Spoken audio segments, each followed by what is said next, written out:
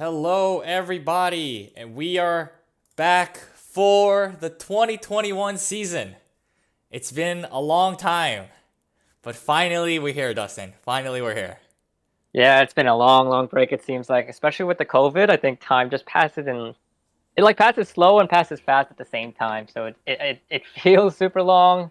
And then again, it hasn't been, any longer than any of the previous off seasons. Oh man, I cannot wait for this season. As always, right? It's always that same feeling as we head into this lottery. For people just joining in, I'm Wong Q, of course. New England Kingfishers, and then Dustin is of course the one of the co-owners of Great Kills Sky Elephant, and so we're here to give you this lottery show where live tonight we're going to find out what the order of the rookie draft will be. Do you remember when the rookie draft is going to actually happen? I believe right before the Hall of Fame game. So I think August, I want to say 5th or like maybe 1 or 2 days around that. Okay, okay. Early August, so pretty soon. Um, Yep. Man, looking forward to that. August 3rd. August 3rd is the first day. Ooh, So yeah, very, very soon. very soon. Um, it's always a fun time. I'm sure we're gonna have a show then, and we're gonna have a couple shows leading up to the season. So we've got a really nice slate of entertainment that's going to happen before the season even starts. And then, of course, when the season starts, oh man, it's always fun. So here we're taking a look at some of the teams, of course, and then the picks going from obviously the first all the way to the 10th, and half of these picks have already been decided, and then five are up in the air for tonight. Here you can see like a lot of the percentages for each of the teams for getting that pick. I guess to just start us off, Dustin, um, do you have a strong feeling for what might be like the best position, or do you have any thoughts on that at all? I mean, I've already made it clear that the person I think that should go first overall, I don't think everyone agrees with. So, in my case, I would love to get this, second pick, which is still up for grabs, even though, the first pick has already been locked in by Harlem. So, I would be really looking forward to getting the second pick. But I'm also aware that, the guy that I think should go there, that might not even be the guy that goes second. So, like I think each pick, if I were in this lottery, which I'm not, it would be, I would be on the edge of my seat trying to get those second and third picks. And especially because this year, I don't think it's like, there have been years where the number one guy is like clear, but I think there's a lot of interesting names in the 2 to 6 zone, and getting the fifth pick instead of the sixth pick even could mean the difference between you getting, the guy you want, or missing out on him by one spot. Absolutely, absolutely. I mean, I think I completely agree with you. All the way up to maybe even maybe 1-4 could be good. Hmm. Um, but yeah, I mean, I don't even think I'd be that disappointed at 1-6, 1-5. This is me speaking as someone who was actually in the lottery tonight. I'm of course excited to see where I'll be picking, but yeah, I don't really have a strong preference, to be honest. I like how I have almost 20%, almost equal, almost on the fence all the way through. But it's we'll see what happens tonight. My percentages are of course the same as Yonkers. We have the same amount of lottery balls tonight, which is I think 20. I think 25 for Mars, and then 15 each for Flushing and Long Island City. You can correct me if I'm wrong, Dustin, but I No, believe you're right. that's the cut down. Of course, the second half of this draft is already decided upon. I forgot to mention, and this is already what, like a couple minutes into the show, forgetting to celebrate Virginia, their first championship ring in the 2020 season. I forgot to say that in the beginning, but I'm saying it now. Congratulations once again, Andrew Hua. That was an amazing end to the season. Yeah, that was just an amazing run. Yeah, I mean, it was a long time coming, right? Because like, he's especially in the last like 5 or maybe 6 years even. He's definitely changed his style, I would say, a little bit, evolved it to, it's not. He's a very well-rounded owner now, I think. Compared to, the king of Value Town or the mayor of Value Town guy. He's come a long way, and I think last year we saw it all come together. We saw plenty of aggression, plenty of shooting for high end players, and it was a COVID year and everything, but he navigated it as well as anyone could hope to. So Yeah, and let's start taking a look at his lottery draft history here. From 2017 all the way to 2021. And I think, if you take a look at this, one of the things that what I remember of him in the rookie draft was that big move last year where he moved up to get Joe Burrow. And I think that was like a signal for the season that I'm going to be playing aggressive. I'm going to move up and quote unquote get my guy, which is something that I think Andrew Hall has really struggled with in the past. But, with 2020, he really made a lot of improvements in that aspect of his game. Are there any other trends that you spotted from the Virginia's draft history, and as well as their results from the lottery? Yeah, I mean, you don't see a ton of lottery. He's only been in the lottery twice, which is a sign of a team that's generally well run. You don't really want to be in the lottery too often, That's true. honestly. I think 2017 is notable for he did fall quite a few spots. I think I did the math wrong there. It's 3 spots probably. But correct me if I'm wrong. Was that the John Ross year? I don't know. I don't remember. I don't remember. The thing that Yeah, makes like it tough is that we don't have the ESPN. I don't have the ESPN stuff. So, right. Well, whether it is or not, that's a pretty high profile with in the rookie draft, and I think it shows a lot about how even those like 2 or 3 spots you think you fall and you're like whatever, you could really look back and be like, wow, like I would not have ended up with this guy, good or bad. So it's going to be interesting. Obviously, he doesn't have a lottery pick, but it's going to be really interesting looking back in the future for a lot of these other teams and how what happens today affects the trajectory of their franchise. absolutely, absolutely. Um, it's an important moment for I think a lot of franchises, and even for Virginia, picking in the 10th slot, of course, this year. It's going to be an important pick. I mean, last year at 10 was the infamous Justin Jefferson that we had spoken about. I remember that show, saying that that was the player that was supposed to go.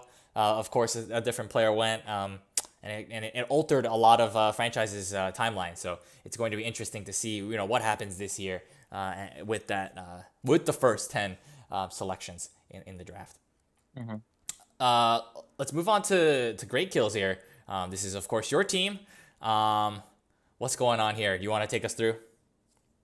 I mean, I think Great Kills has the least lottery balls ever in the history of the lottery, just because every time they've missed playoffs in this, rookie draft lottery era, they finished fifth. And,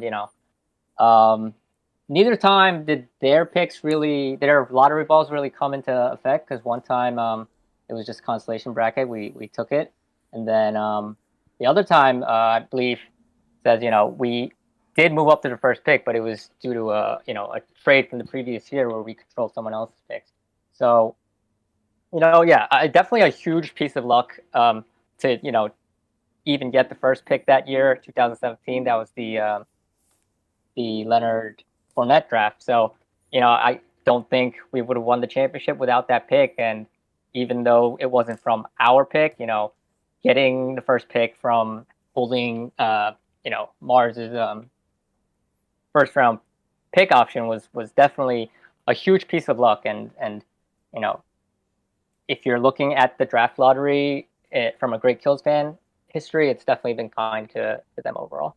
Yeah, that's crazy. Only 10 lottery balls total in the last 5 years, and of course that 20% chance where you got up to move to the first spot. That's gonna help you, of course. Obviously this year you're going to be in the ninth spot. Do you have any comments on that, or hold on those thoughts until later? Um, Honestly, Great Kills has not done very good drafting from the low spots. I remember one really long time ago, before the lottery, I think we took Cambrell Tompkins, who's a mega bust. We also took N'Keal Harry like 2 years ago. I mean, he's such a bust that I struggled to figure out exactly how many years ago that is. But Luckily, I don't think there's a Patriots wide receiver to take at number 9 this year. So hopefully we'll have better luck in the actual rookie draft this year. Yep. Yep, just catching up with the Discord chat where Hua was saying that the number 1 pick turned into CEH, who then turned into Aaron Rodgers and Russell Wilson. I think that might not have been the full details of the trade, but I think it was part of the deal that I can't exactly remember. Yeah, for sure. I mean, yeah, that wasn't really luck related because we just took the automatic first pick, but Right. At the same time, it really goes to show how important today is really in setting the tone for your season. Absolutely. Let's move on to Capital Region, and this is it's a tough one to go through. Capital Region. I mean, it just when I say their name, just brings back the memories of last year, where it was a little bit of a painful end to the season. But in any case, looking at their lottery history, at least they've had many times with lottery balls, 2025 and 20, and in 2017, 2018, and 2020. They had one time where they kind of quote unquote fell, which was last year, where they went down one slot. I don't know if it mattered too much. I forget. Did they pick Swift? I guess they picked Swift. I think it ended up not really mattering. I think Swift was, pretty good. I don't know who was third actually last year. Let me quickly look at that. It was Cam Akers. So no, yeah, that actually might have helped him if he had gone for Akers instead. So I think he has been mostly been as expected, right? He performs as expected in the lottery. It's normal stuff for him, and based off of his performance in the rookie draft, I don't think anything has been that abnormal as well. Do you remember anything, Dustin? I mean, what's interesting about this is you see a lot of low finishes or high finishes, but not very many in the middle. Like those third place teams were very strong third place teams, and they looked very elite those years. The HFFL, unlike a lot of real sports leagues in America especially, it actually doesn't pay to tank, just because the consolation bracket winner does take the first overall pick more than half the time so far. So, in our league, it's probably better to be in the top half all the time, especially because even if you get sixth, the drop off in lottery balls isn't huge, and then if you get fifth, you probably have a really good chance you have your choice of getting the first overall pick, which is, I think, most years like a pretty big boost for the team. So this team, Capital Region, has kind of stuck to the outer limits, 10th, 9th, and then a couple of thirds. And it's probably what's keeping this team from really, adding a blue chip keeper at first, or, being able to draft super low. Right. I mean, I think actually now that I think about it, they've historically been pretty good at selecting their keepers. Actually, selecting rookies. Right. They've gotten the Camaras. They even picked Christian McCaffrey at one point. I remember. At the same time, you're right. It's hard when you pick that high to keep them and make that call, especially early on in their career. So it is a bit of a balance. But overall, it's not something that it's hard to say that he was amazingly good or amazingly bad. And it's been as expected. It's kind of like I don't want to call it mediocre because that sounds bad, but it's just it does average out to mediocre. Yeah, I mean, that's right. Which maybe it is really bad. not. I don't know. I mean, I don't think anyone wants to be in this swingy place where you're not winning first, but you're getting either terrible years or third place years, or I mean, that's really the worst place to end up because you don't get to play the lottery if you're third, and nobody really counts third place finishes. Right. It's got to be super frustrating. Again, they're not in the lottery this year, but they've had some success. Picking late, like you said. The eye for the guys like Kamara and stuff. So, this team could definitely still add a very, very strong piece from this position. So we'll see what they do. Right. They're picking 8th. Who did they pick at 8th last time? Let me quickly check. 2019. They picked, if my screen will load. That's a good question. Whoa. by round, they picked Miles Sanders. Not, again, just mediocre. Just Right. leaning Right. right into it. I mean, like, it's not a terrible pick. It's not a great pick either. I mean, it's a pick. It's a running back. He's been useful. So, Yeah. But I mean, at eighth overall, yeah, it's probably still been a better pick than absolutely. a That's lot true. of guys will expect. So, he could be dangerous to pick another, impact player at eight too. It Definitely. definitely didn't turn out to be a home run pick, but at eighth, I say like if the guy's on your roster even next year, you probably did pretty well with the eighth overall pick. Absolutely. Let's move on to Oakland. I think there's a little bit of a hype in the chat about how many balls Oakland has had in the past 5 years. Yeah. It's been a lot. I think everyone knows about Oakland's, I guess, failures, struggles, I guess, especially from 2018, 2019, 2020. You've got 70 balls right there, Yeah. finishing 9th, 10th, and 10th. And then even in the lottery, he hasn't even been that lucky, right? He's been given a projected draft slot that's worse by 2 or 1 even off those finishes. It's been rough, but last season he finished 4th, got into the playoffs. This year he's going to be picking 7th in the rookie draft. Do you have any big memories that Oakland has had in the rookie draft or in terms of the lottery itself? I mean, 2019 obviously stands out. He had the most lottery most lottery balls. Sorry, I just got stuck on that. No worries. And then he fell 2 spots, and I believe that was is that the Josh Jacobs draft? That was the Josh Jacobs draft, and he Right. traded back, I think. Right. Or either he got his rights taken or he traded back, but he picked Darrell I believe he Henderson. traded back. Yeah, I believe he traded back. Okay. So, that's another big swing because we saw how important of a factor Josh Jacobs was for your team in their championship run, and Oakland finished 10th, so maybe Josh Jacobs isn't that big of a difference maker, but it definitely could be because the margins are so thin in the HFFL that even just having one more like blue chip player, it gives you license to play the game a whole different way than if you're struggling uphill the whole season. So definitely unlucky. If you're first, if you have 25 balls and the consolation bracket winner doesn't take the first overall pick, you're really disappointed. I think if you don't get the first overall pick or at least even the second. The finish with the third. To end up with the third pick was definitely kind of unfortunate. What's funny is Oakland's owner didn't really even know how the balls are distributed until this year. So I'm guessing he wasn't that crushed about it. Nope. I mean, how could you be if you're not sure how the balls are distributed, right? So I guess in a way maybe it's good that he didn't know because it's got to be a shitty feeling if you're expecting that and then you come up short. Definitely. There's no surprises this year. You're going to be 7th, Duo, in this draft.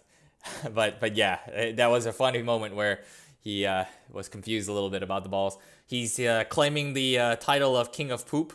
Yeah, I mean, he has a 2/10 and a 9th on this this 5-year subsection, and he does lean into that image a lot. So absolutely.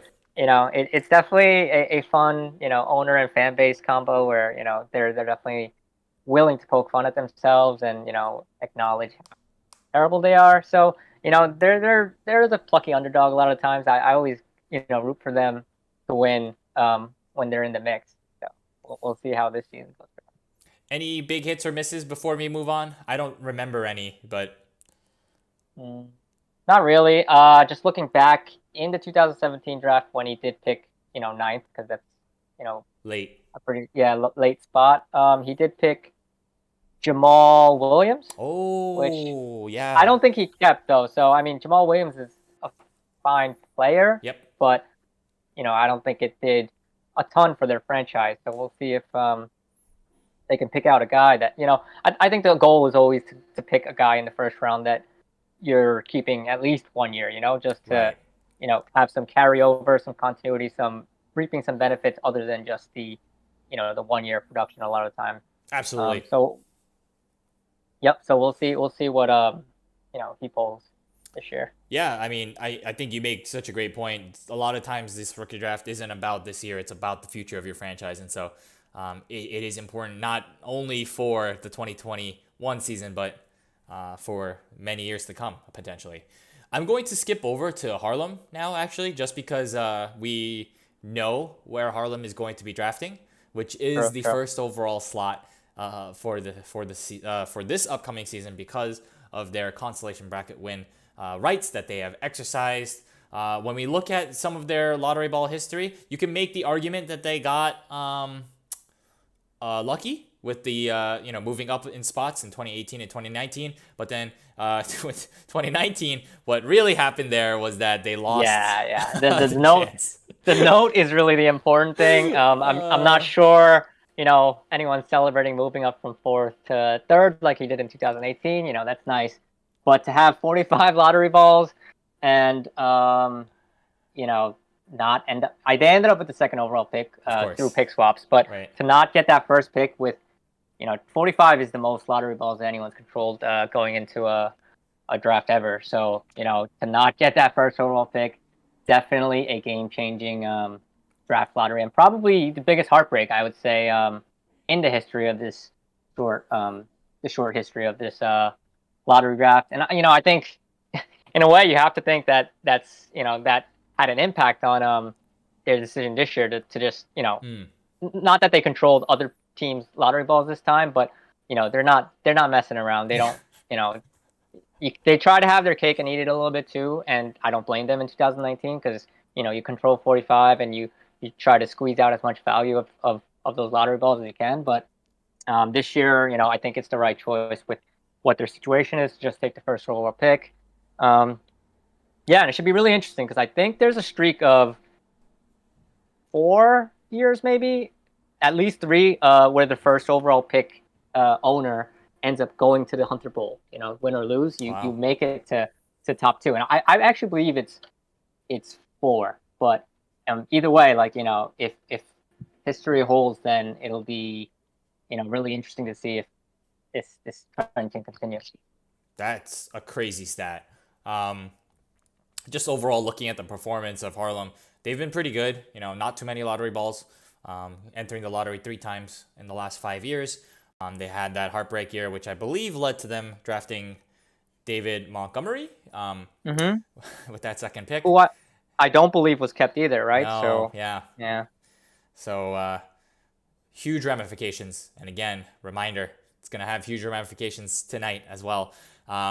Who do you think they're going to take with the first pick? Do you have an idea or? If I had to put odds on it, I would say the betting favorite should be not Najee Harris. Yes, I think so too. I mean, I can't really even disagree with it too much. Although I think there are some questions about Sure. how good is the Steelers' offense? Is Big Ben still good enough to make that a plus offense? And their run blocking last year was graded out as the worst in the NFL, and they didn't really make too many big name additions or draft any huge guys. So I do like the talent. I do like that he's the undisputed guy, but this might not be the strongest first overall pick that we've seen in recent years, just because that offensive line does have a lot of question marks. That's partially why I've already said it in the Discord a couple of times, but I think for me I would just take Pitts. I would probably take Pitts just because the bar for a tight end is so low. And if he does live up to that hype, being able to keep a tight end that performs like a wide receiver would be such a huge value. I think we saw it last year with Travis Kelce for Capital Region. I mean, that was an advantage every week that most teams could not come close to matching. And then every other position, you can always make improvements a lot easier than you can at tight end. But I don't think that'll be the pick. But we'll see. I mean, they're definitely a team that does their research. They're definitely a team that will maybe even shop that pick around. They probably saw it had best value here, but I don't think it's ruled out that they move it. So Yeah, I mean, I think this is a really interesting team for the first overall pick to end up in, because I do think they think outside the box. I do think they'll, you know, try to do a lot of things with it, and stay very involved in trade talks with it. So Yeah, we'll see. yeah, yeah. I mean, I'm with you. I think it's Najee Harris. If we had the Mel Kiper or whatever mock drafts and stuff, it would be Najee Harris in the HFFL going first. I think to Harlem. I don't think it's a big surprise, right? It's a running back. He's young and he's going to a pretty good situation in terms of his opportunities of getting carries. I mean, we can argue, you know, other types of concerns with that situation, as you've said, but I think it's a strong case for Najee. We have discovered that maybe there Yeah, might have been balls is that true? Yeah, I mean, I just went off for this year's percentages and stuff. I just went off with what was in the announcements. But I mean, that happened after he had already picked the first overall pick, so maybe it wasn't reflected that he had control over different teams' Sure. lottery balls. Right. But yeah, I mean, in that case, I would have probably been okay not ending up first, because I don't love the situation of Najee Harris. But you know what? I mean, it is something that you discuss, and you really always want to, like, because I mean, once you take this this first overall slot, the lottery balls do nothing for you, and you traded something of value for that, in trade talks, whether it was the main piece or just a small piece, and you just hate to just throw it away. Because I think that happened to me last year too, where we did have control over, I believe, LIC's lottery balls, which it wasn't 25, but it was, I think, 15. So we had one constellation bracket, and we had the same choice that was presented here. We could have just rolled the dice with, I think, our 5 plus or LIC's 15, and we could have aimed for it. But maybe Harlem sees the same thing that we did. Maybe they just don't like to drop off between 1 and 2 as much as I do. So yeah. I mean, I can't fault them. I think it's probably an interesting choice, but one that probably will work out. I guess if I'm hearing you correctly, are you saying that these the lottery ball pick swap is not that useful in terms of trading for? So should people be trading them away? Is that what you're trying to say? I mean, it's interesting. The one time it did work out really well is obviously the time that Mars traded their swap, right? And it ended up being first overall, right? Right. That's the worst case scenario. And I think after we saw that, I think a lot of teams were like, oh, wow, like, I want to be able to jump up like that, and have, all the other benefits of not having to worry about, like, your own lottery balls and stuff. Sure. And then I think we might be seeing a swing back, just because it hasn't worked out, famously for Harlem in 2019. Right. And, my rights in 2020, we just threw them away too. And this year too, Harlem, if they did have Mars's lottery balls, they just, that part of the trade is extinguished. So I don't know, maybe teams will see a trend that way. And then eventually somebody will get embarrassed again by giving up the first overall pick to a team that is in position to make a good run. So, right. Yep, it's always reactionary. It's always recency bias. So we'll see as we move forward. I think let's head on over to the draft pick lottery site. I'm going to reload this just so, for everyone's sake, you can see me enter in the balls. So it's 5 teams, right? Hunter Fantasy Football League, and we're going weighted. Yep. What's interesting is when someone does. Wait, hold up. It's not that weighted. It's the other weighted. Custom. It's custom. Custom. Yep. What's interesting is when the constellation bracket winner does take the first overall pick. Obviously the first overall pick is not up for play, so it does get a little bit less interesting in that aspect. But for the pool of remaining teams, like, there's no outlier where there's like one team with 5 balls. So now it's pretty even. Like 25 and 15 balls is not a huge difference. So we could really see this sort out in pretty much any way, and, like, it would not be a surprise at all. people watching me with the autofill, it's got to be funny as Oakland showed up in my autofill. So That's actually hilarious. it's 15, just making sure it's 15 for Flushing and LIC. Mm-hmm. So, okay, yeah. 20 for New England and Yonkers, and then 25 for Mars. Is that correct? Yeah. Yep. So I think this is right. I'll give it a little pause here as I think there's a little bit of delay. Yeah, the auto-populate Oakland. Yeah, you guys can see all that. Oh, man, that's great. I'll just wait, make sure everything's good. Just verify on the chat and before I click submit here, and we'll get started. Man, I'm dying too.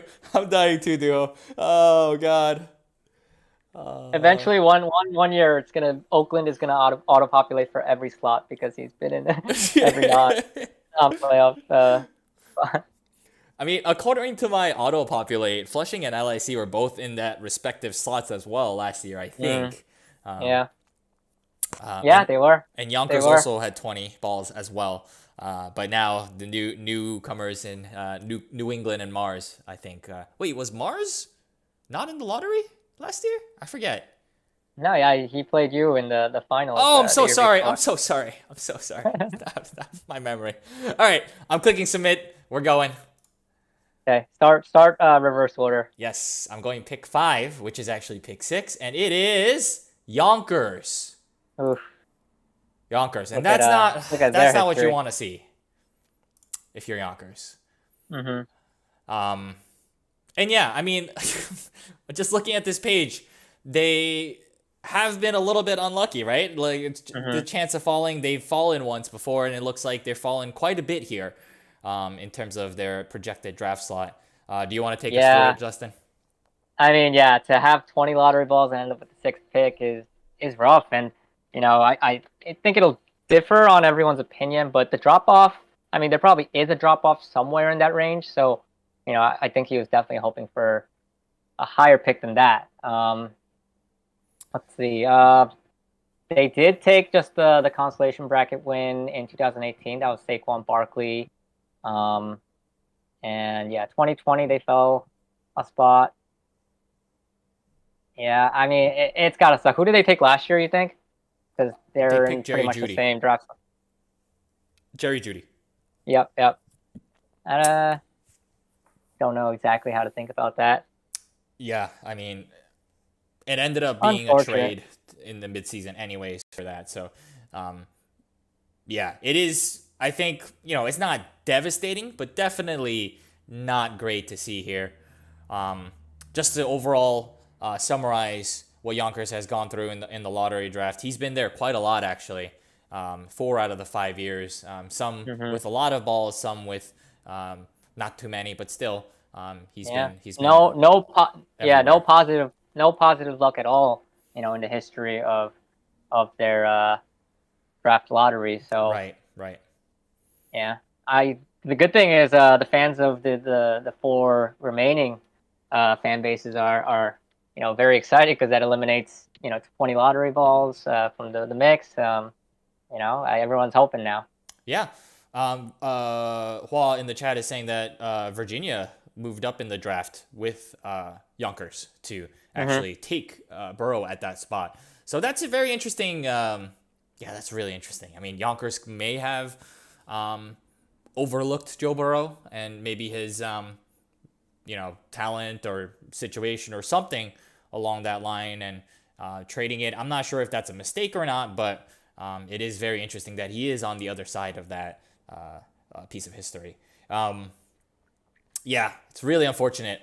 I don't think they've really stood out in the rookie draft, both in terms of big hits, big misses, anything like that.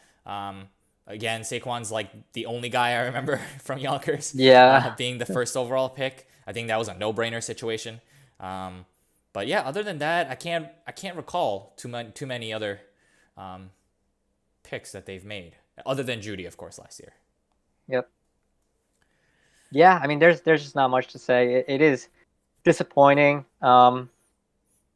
But I mean, it really depends on um, what guys get taken in front, who he thinks is the cream of the crop in that first round. He wasn't getting the first pick overall anyway, so maybe it's possible that he's ambivalent within a certain range of guys. So, I don't think it's always really bad because their salary being lower at that spot. Sometimes you just end up with the guy you wanted anyway. Yep, So yep. we'll see. People drop. Always happens. So you never know.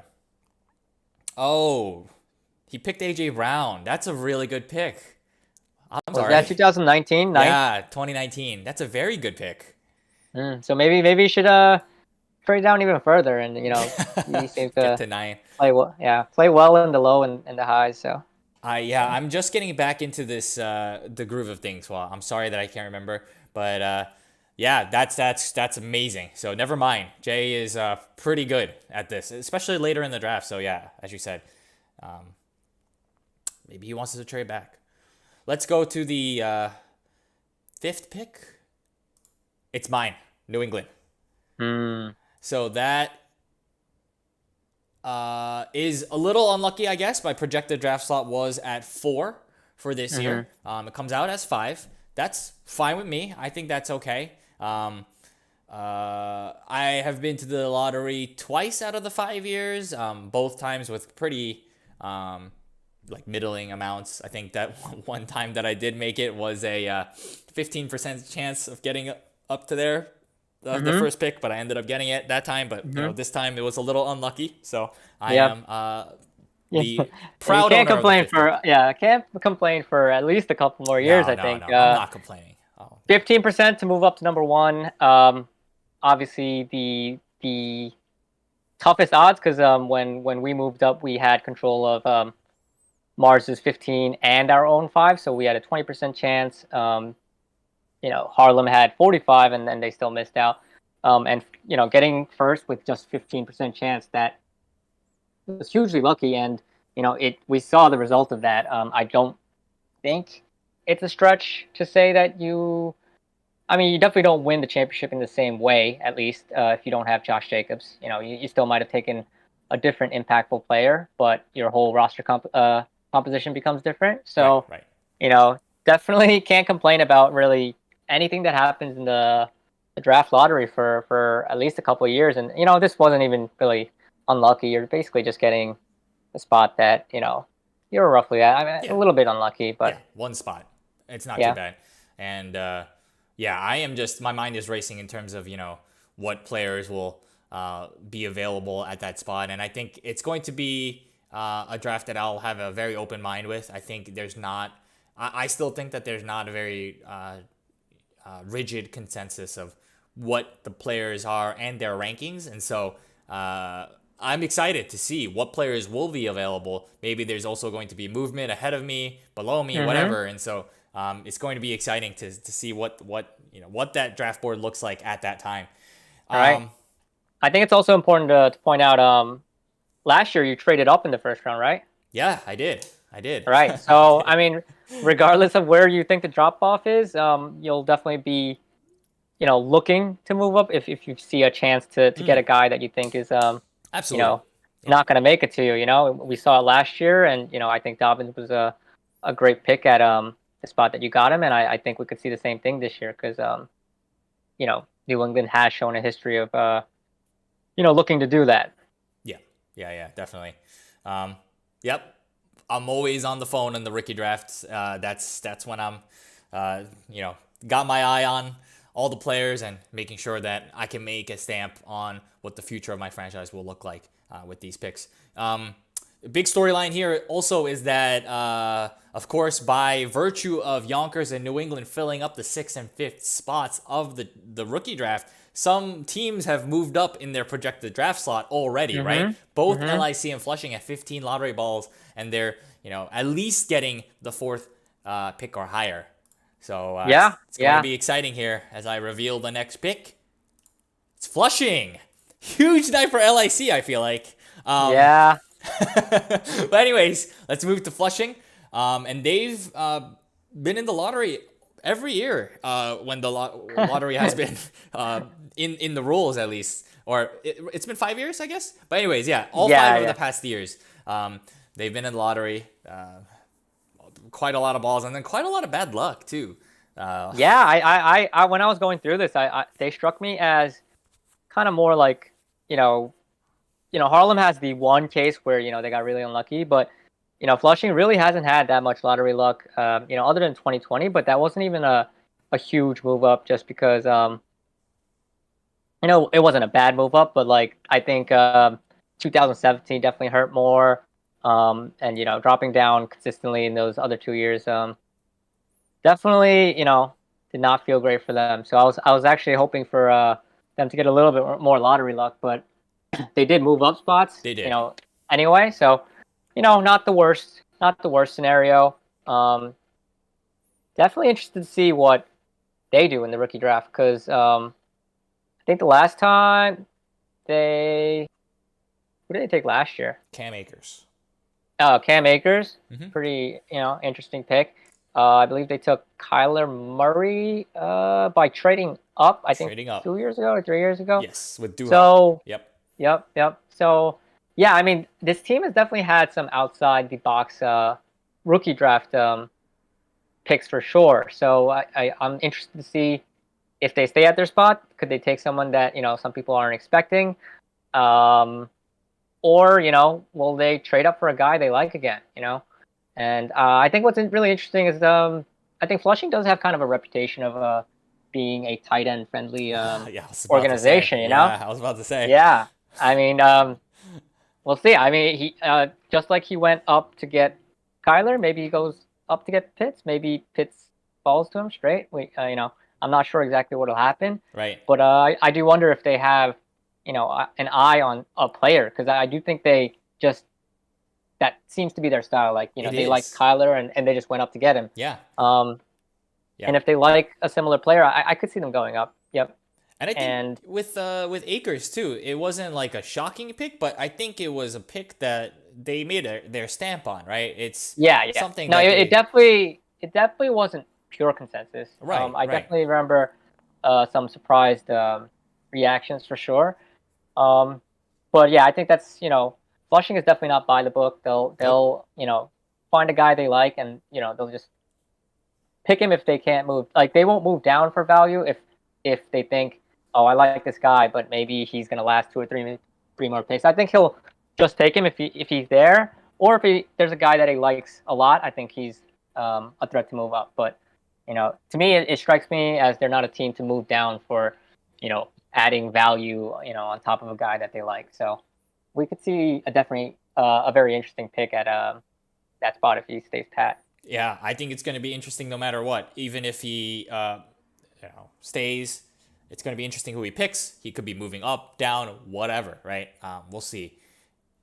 Yeah, I mean, this is the franchise that took EJ Manuel #1 overall in the first HFL rookie draft, Right.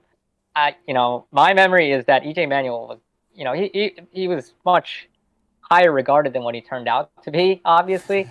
But I think everybody was shocked that he went first overall in that rookie draft. Yeah. That was a rookie draft with Le'Veon Bell, Eddie Lacy, DeAndre Hopkins, definitely some guys that Big names. could have helped out the franchise a lot more than EJ Manuel did. Sure. Definitely interested to see what happens here. All right, so this is the last click here. We'll find out, obviously, where 2 teams are slotted with this click. Oh my! It's Mars. Mars is third.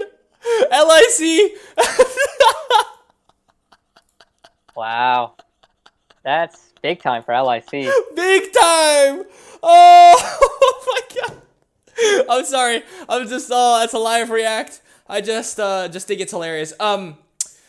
So let's first cover Mars. Should we cover Mars? Yeah, let's go for Mars first. Let's go Mars first. Yeah.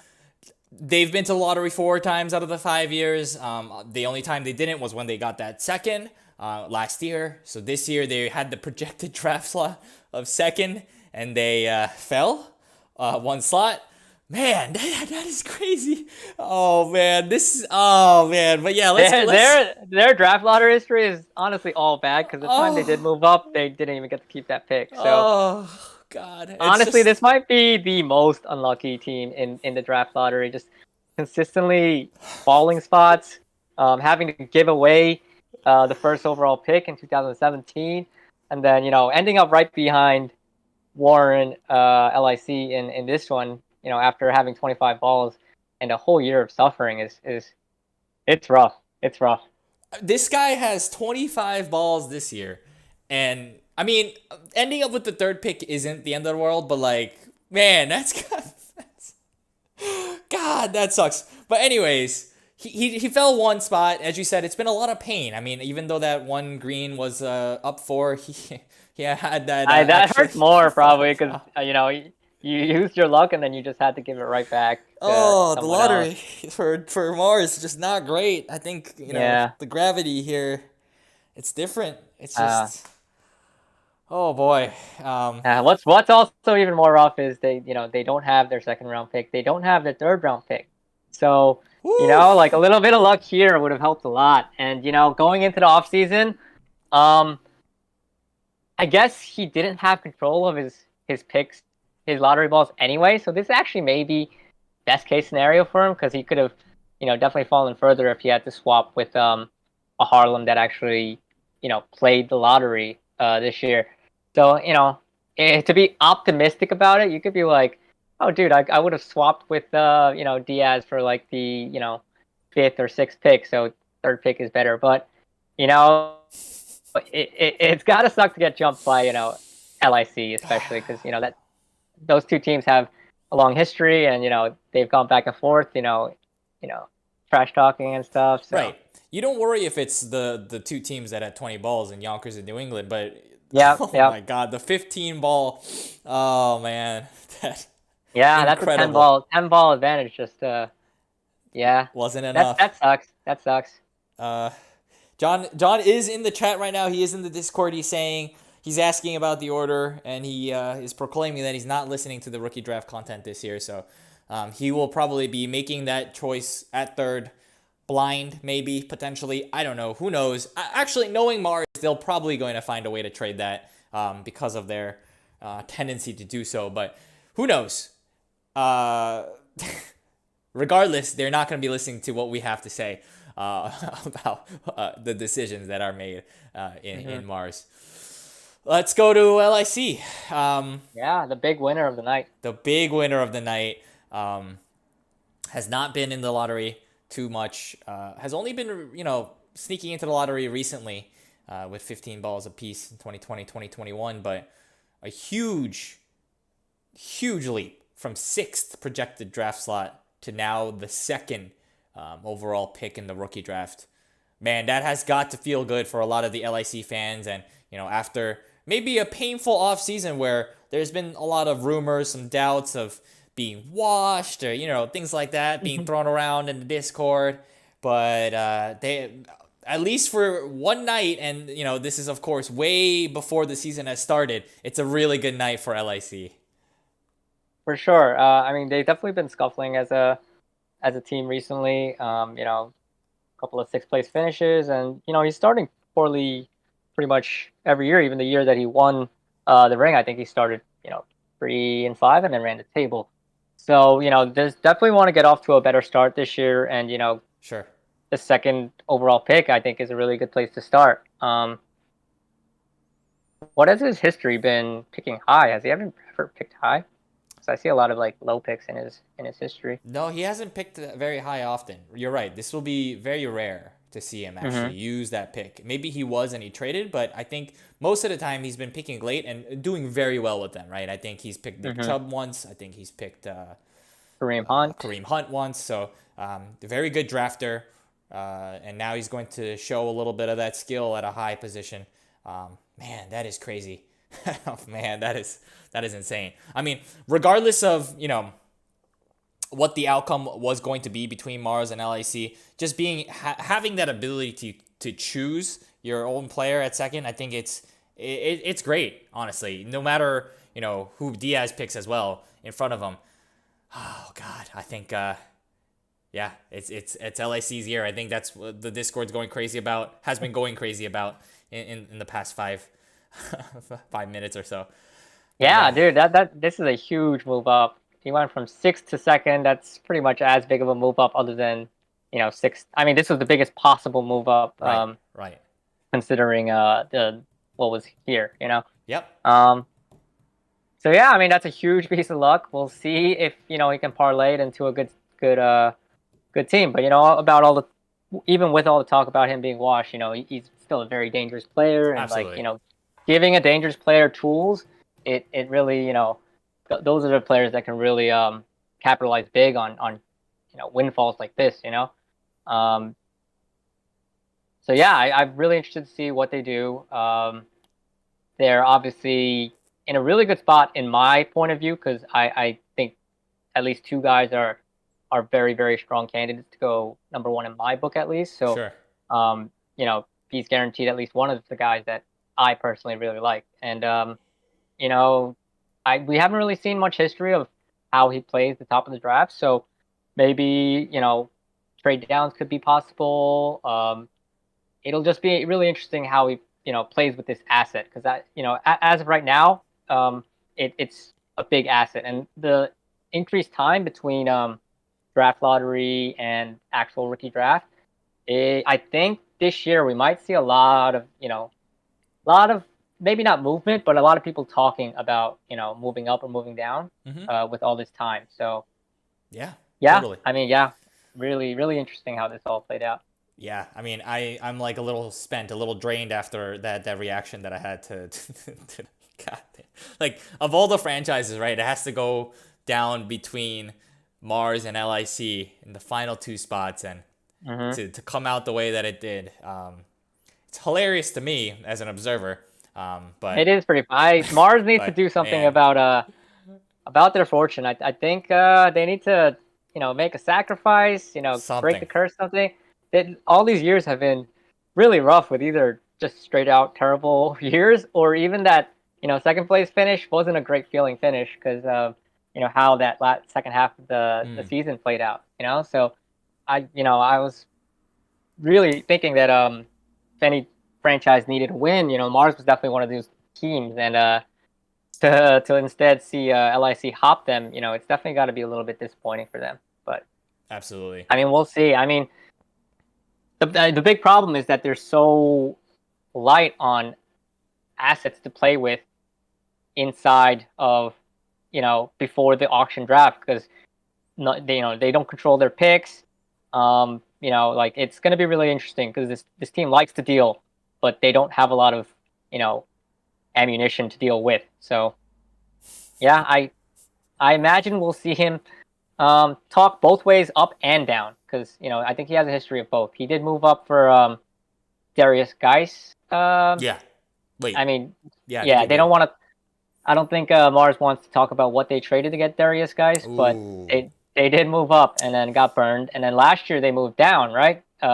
Yes. And that didn't really play out too good either. So, Mm, I mean, I'll be interested to see what their tendency is now going forward because they've been burned kind of both ways: burned going up, burned going down.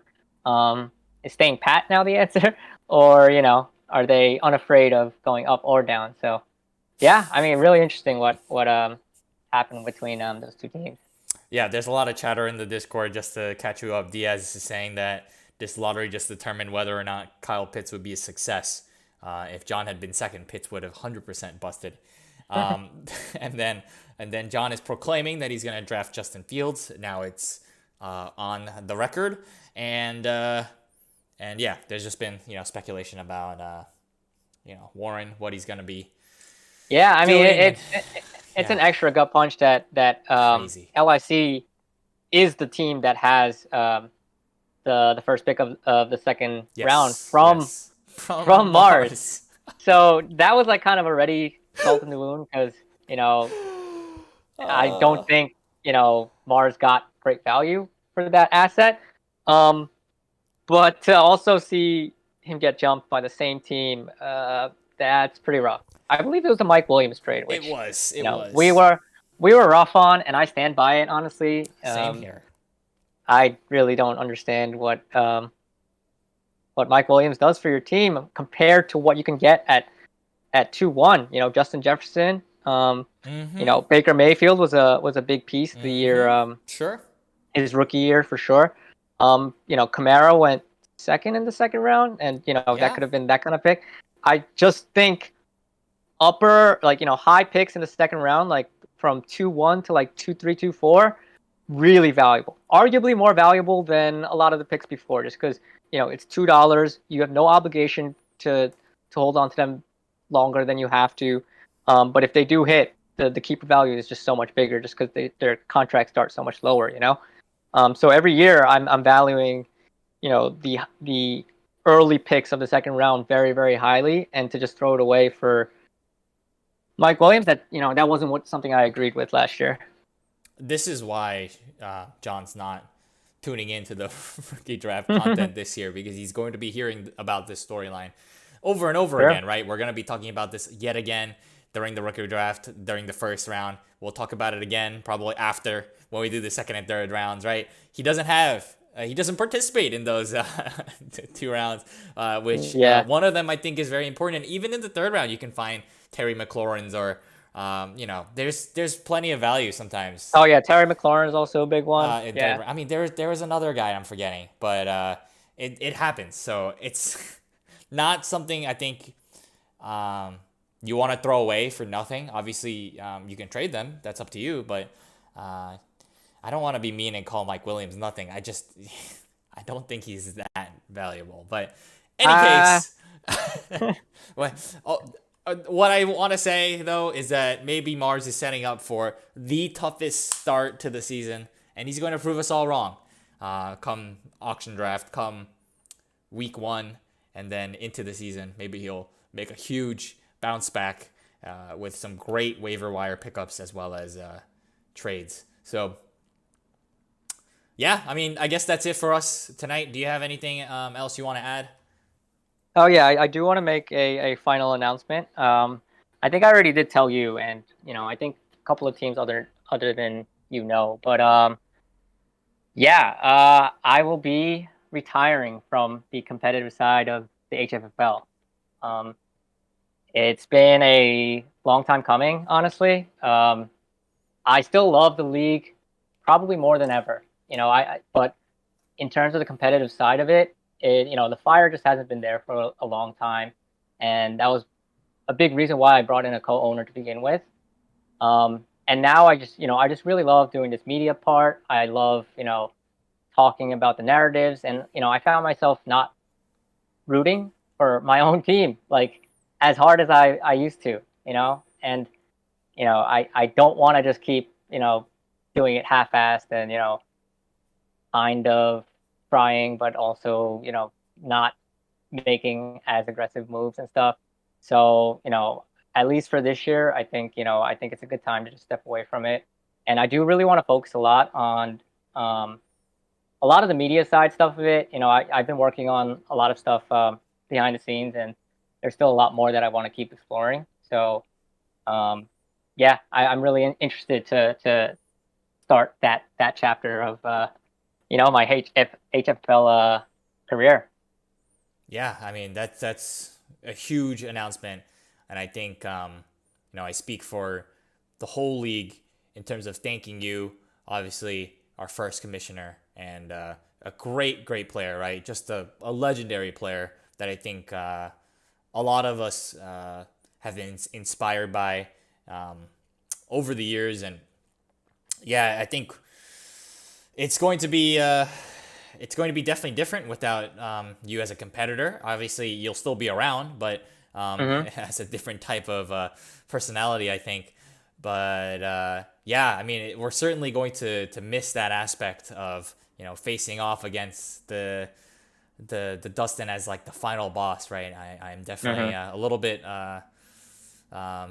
salty about not being able to face off against you. That's true. Finals. We did have an epic finals, and you do owe me one for sure.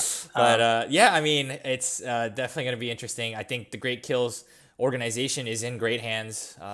Yeah. And it's I good. think the league in general is just so well Yep. positioned. Yep. The engagement level of all the teams is just so high. And that's what drove me early on in the HFFL life term. I just wanted everyone to get invested, everyone to try really hard, and everyone to take this. I mean, it's fun.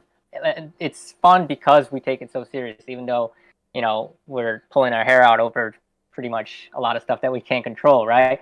But yeah, I feel like I have a different relationship with HFL than I'm sure a lot of teams, because from the beginning I was really, it felt like kind of my baby, even though it's our baby.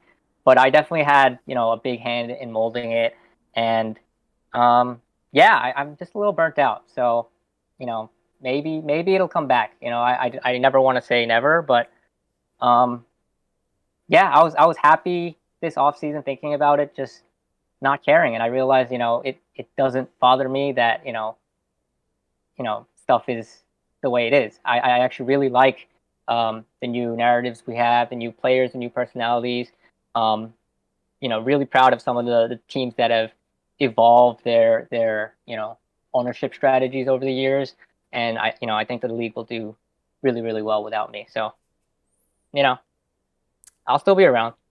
Yeah. I mean, again, thank you for everything, for setting this whole thing up, and setting the standard for the rest of the league, and always pushing us to be better, right? So I think that's been really important for us, and you'll still be around, of course, as a media member. You'll still probably be doing quite the same thing, right? Pushing us to be better in terms Yep, of your yep. I criticisms. I mean, the part I'm most excited about is I can push, I can push narratives like without being as personally involved, because it's always weird, making up narratives between something that you're involved in. But I really love the Wonku and Hua, the Virginia and New England. I think that's like the new rivalry of the future. What happened today?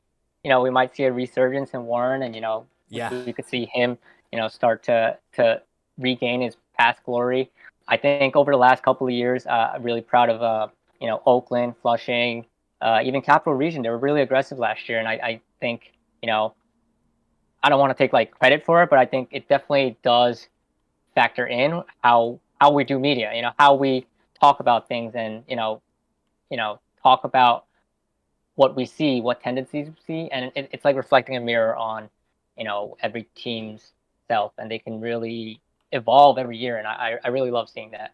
Yeah. I hope you can become the Chuck of this of this Oh league. man, And I'm not funny enough. I'll be the Kenny Smith. I'll just run the okay. board All right. All with right. my knock knees. But Yeah. yeah, I'm really excited for this season. It's gonna be interesting also to hear you, not criticize, but analyze the Great Kills franchise. Um, and you could be like one of those analysts who's like, when I was there, this would True. have never That is true. flown by or True. whatever. I mean, we'll see The league what is the league is soft. we'll see what happens when Matt is 100% ownership of Great Kills, and see if there are any changes or if it's the same, and he's just taking the torch from you, and continuing on that excellent legacy that the Sky Elephants have been building. So yeah, I think that's it for tonight's show. I think we'll be back pretty soon. I think obviously the rookie draft is August 3rd or 5th or whatever, early August. And so we'll be back for that, and we'll be back for a couple additional shows. Definitely, since with this big announcement, Dustin will have a lot more time to think just on the media aspect of this. Yeah, So no, go I'm and run. so excited. Yep. Yeah, I'm so excited. We have a couple things already planned for just the off season, and I want to polish what we do during the regular season as well, and make it better and better. So Yeah, definitely. I'm super excited, as always. Yeah, this was great. I'm already so excited, even though it's like yep, more than a month yeah, away to the season. But yeah. anyways, it's a great show. And as I'm sure a lot of people have noticed as well, we've moved on to YouTube. This is great. I already Yeah, like it. I'm already really excited for the new platform. I think a lot of things Twitch does is not great for our needs, because we're not really a streaming. I mean, like, that's not exactly what Twitch was really made for. But I think Right, we can right. use YouTube a lot better this year, and just having the channel with the highlights, having past shows all like in one place and stuff, and YouTube embedding and stuff. Like, I think a lot of things are gonna come out of this that I'm really excited for. Absolutely. Until next time, guys. We'll see you Peace. later.